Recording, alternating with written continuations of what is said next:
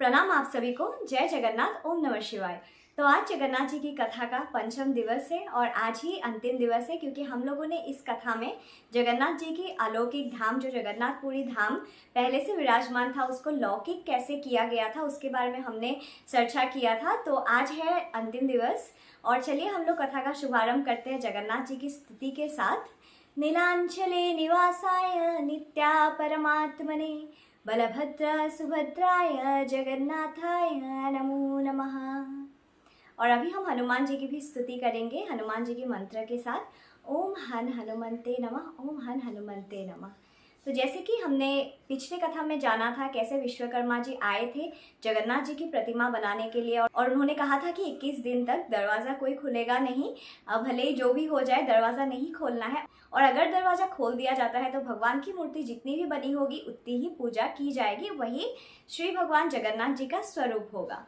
क्योंकि ये प्रतिमा बनाने का सामर्थ्य सिर्फ और सिर्फ विश्वकर्मा जी का ही था और कोई ऐसा शिल्पकार थे ही नहीं समस्त ब्रह्मांड में कि वो जगन्नाथ जी की प्रतिमा का निर्माण कर पाए। इसी के लिए प्रभु ने विश्वकर्मा जी को वहां तक भेजा था ताकि जगन्नाथ जी की प्रतिमा बना पाए।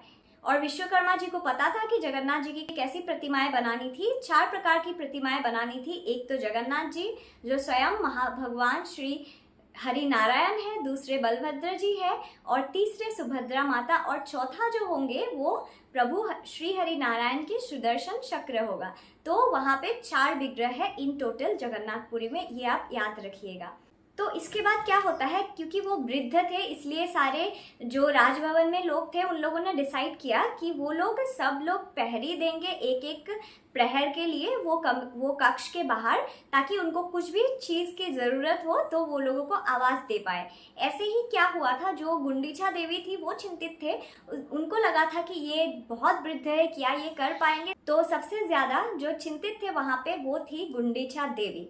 तो एक दिन की बात है, जो वो 15वां दिन था, तो 15 दिन दिवस जो 15th डे था उसमें क्या होता है कि जो शिल्पकार है उसका जो काम है वो काम से, क्योंकि एक ध्वनि का भी वो उत्पन्न हुआ था, वो ध्वनि बंद हो जाता है और बाहर खड़ी हुई गुंडीचा देवी को ऐसा लगता है कि वो उनके साथ कुछ अनिष्ट होना हो तभी वो स्वर अभी अंदर से नहीं आ रहा है।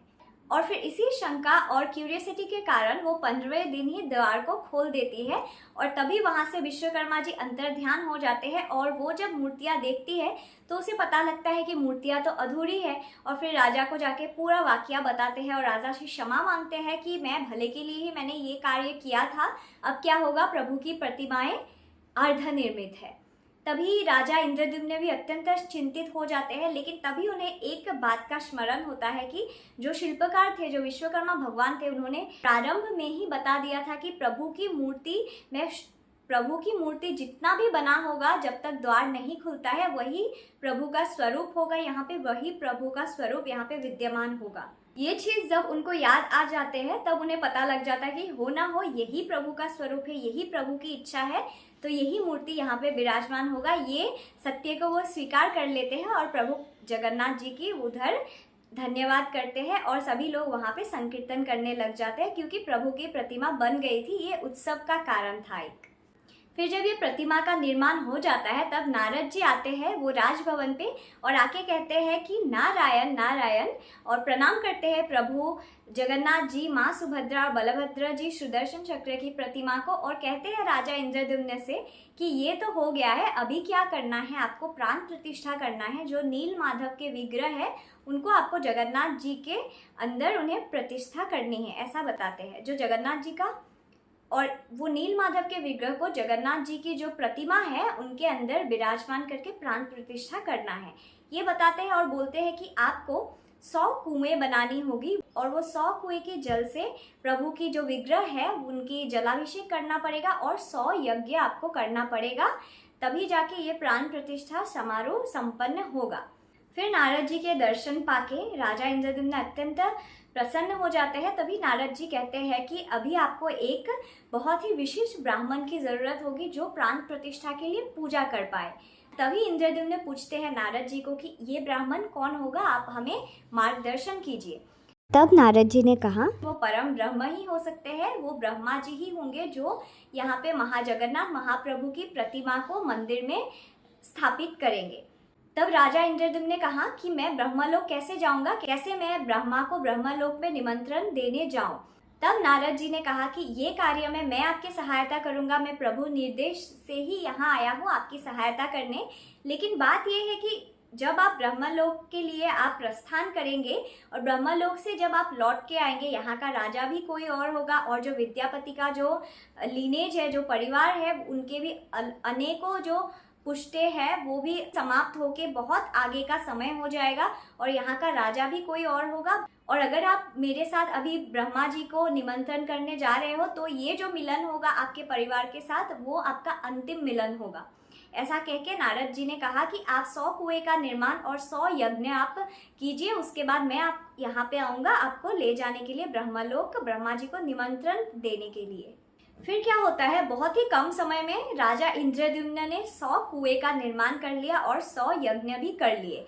फिर यहाँ पे पूजा होता है और जो प्राण प्रतिष्ठा है, जो श्री हरि नारायण के जो नील माधव विग्रह है उनको जगन्नाथ जी में उनको समाहित किया गया और प्राण प्रतिष्ठा समारोह ऐसे ही संपन्न हुआ। लेकिन अभी तक सिर्फ प्राण प्रतिष्ठा हुआ था, जो प्रतिष्ठा यज्ञ है, जो प्रतिष्ठा होगा मंदिर के अंदर, वो होना अभी तक बाकी था क्योंकि वो ब्रह्मा जी के पूजा के बाद ही संभव था। फिर इसके बाद ये जब 100 कुएं बन जाते हैं, 100 यज्ञ संपूर्ण हो जाते हैं, उसके बाद नारद जी आते हैं और उन्हें अंतिम बार सबसे मिलन करने के लिए, भेंट करने के लिए कहते हैं क्योंकि ब्रह्मलोक गमन करने का समय निकट आ गया था। इसके बाद वो विद्यापति को धन्यवाद कहते हैं कि पल पल पर उनके साथ देने के लिए विश्वावसु जी के शरण स्पर्श करके राजा इंद्रद्युम्न ने आशीर्वाद लेते हैं कि उनका कार्य अच्छे से सफल हो और अपने पत्नी को कहते हैं कि हो ना हो ये हमारा अंतिम अवसर होगा मिलने का, लेकिन मैं अत्यंत धन्य हूँ कि मुझे आप जैसी पत्नी मिली, आप जैसी स्त्री मिली जो जिसने मुझे हर समय प्रेरित किया, यहाँ तक कि संतान सुख को भी त्याग किया। ऐसा करके वो ये जो दुखद मिलन था वो किया। उसके बाद वो ब्रह्मलोक का गमन कर गए नारद जी के साथ। जब नारद जी के साथ राजा इंद्रद्युम्न वहां से गमन कर रहे थे तब नारद जी ने कहा कि ये जो मंदिर का द्वार है, ये राजा इंद्रद्युम्न ब्रह्मलोक से जब तक ना आए तब तक ये द्वार बंद रहेगा। तब विश्वावसु ने उनको वादा किया कि हाँ ठीक है, हम लोग मंदिर के ये जो पट है वो हमेशा बंद ही रखेंगे और जो माता गुंडीचा है और पुत्री ललिता और विद्यापति, ये सबको मैं अपने कबीला लेके जाऊंगा, अच्छे से देखभाल रखूंगा।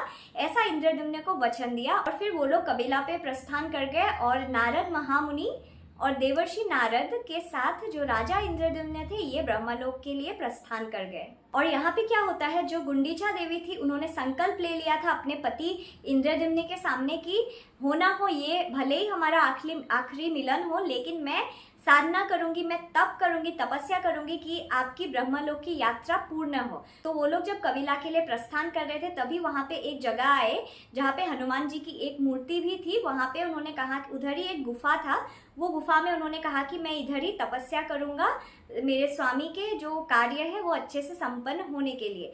और फिर विश्वावसु जी ने विद्यापति और ललिता को कहा कि तुम लोग जो तुम्हारी भाभी माँ है उनकी सेवा करो और उनकी सेवा के लिए इधर ही रुक जाओ। ऐसा कह के विश्वावसु जी भी अपने कबीले चले गए और ऐसे ही दिन यूं ही बीतता रहा। और पता है क्या हुआ आपको, गुंडीचा देवी ध्यान में लीन थी, समाधि में लीन थी और जो विद्यापति और ललिता के जो वंशज है अनेकों पीढ़ियां निकल गए थे और पूरे पीढ़ियों ने एक ही काम किया, जो माँ गुंडीचा थी उनकी सेवा किया। बहुत ही अनेकों भयानक प्राकृतिक विपदाएं आपदाएं आए, लेकिन उनका जो शरीर था, जो ध्यान में जो लीन था, जो समाधि में था, उनकी जो शरीर थे उनके सुरक्षा का काम ही इन लोगों का था।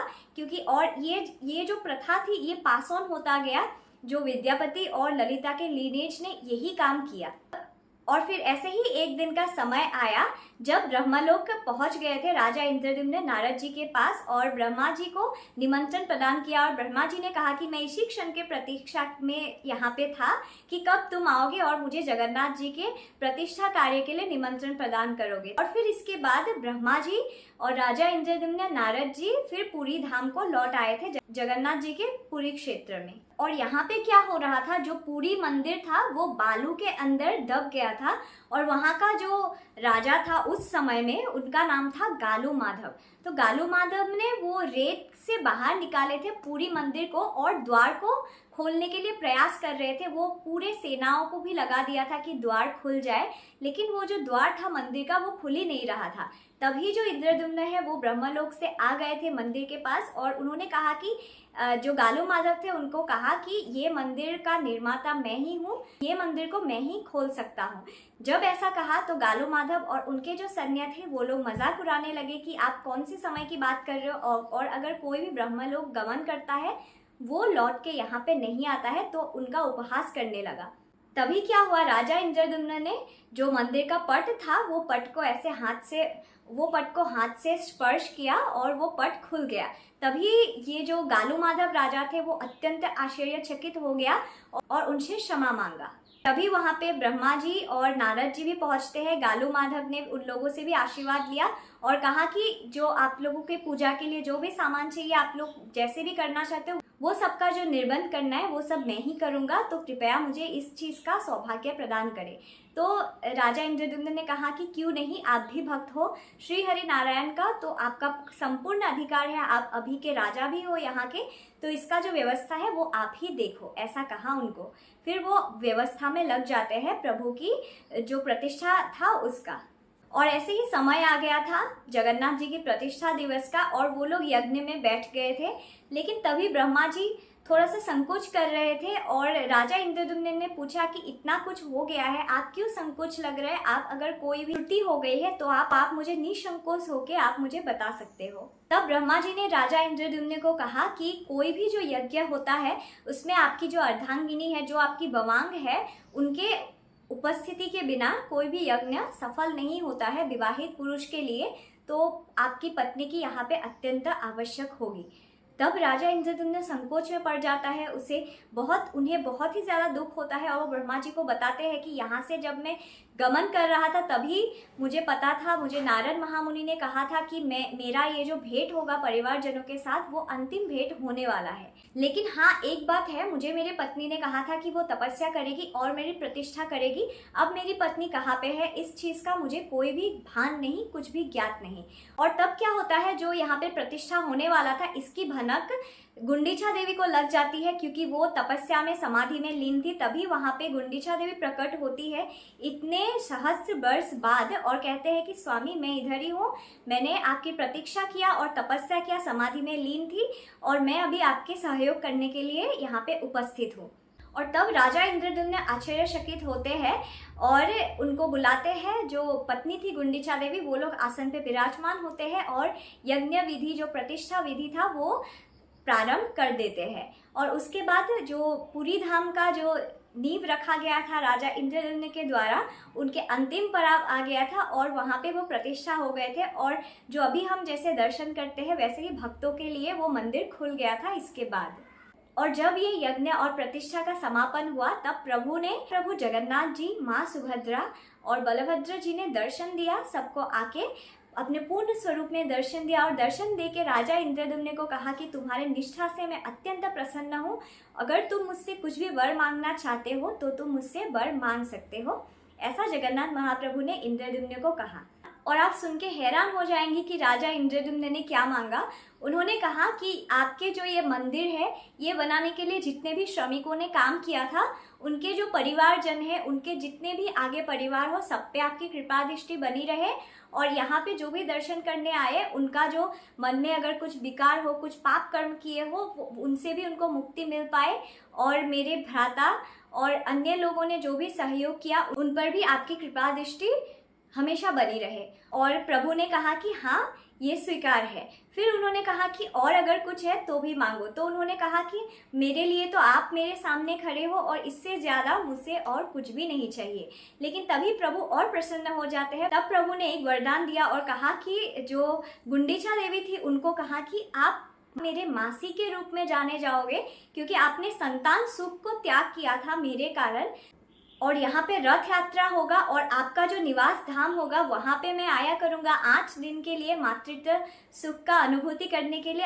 आप भी प्रसन्न रहेंगे अपने पुत्र को सेवा करके, क्योंकि आप मेरी आज से मासी हो, ऐसा कहा।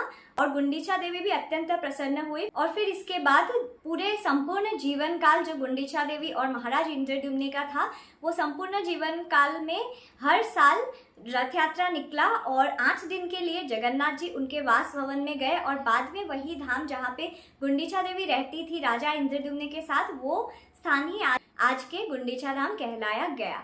और विद्यापति के वंशज को प्रभु जगन्नाथ ने ये आशीर्वाद दिया कि जो ये धाम होगा, ये धाम की जो मुख्य पुजारी होंगे वो विद्यापति के वंशज ही होंगे, क्योंकि विद्यापति ने ही यहाँ तक लाने का कार्य किया था। तो ये वरदान विद्यापति के वंशज को मिला।